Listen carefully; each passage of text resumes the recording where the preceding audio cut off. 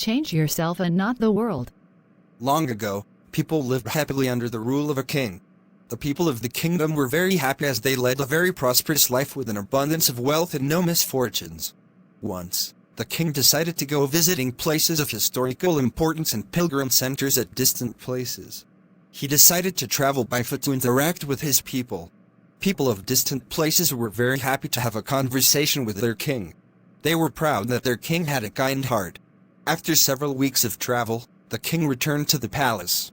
He was quite happy that he had visited many pilgrim centers and witnessed his people leading a prosperous life. However, he had one regret. He had intolerable pain in his feet as it was his first trip by foot covering a long distance. He complained to his ministers that the roads weren't comfortable and that they were very stony. He could not tolerate the pain.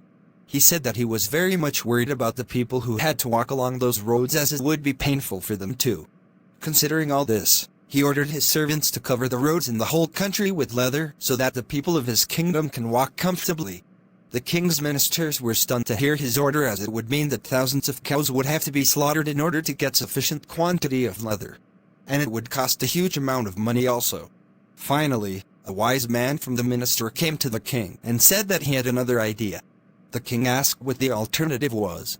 The minister said, "Instead of covering the roads with leather, why don't you just have a piece of leather cut in appropriate shape to cover your feet?"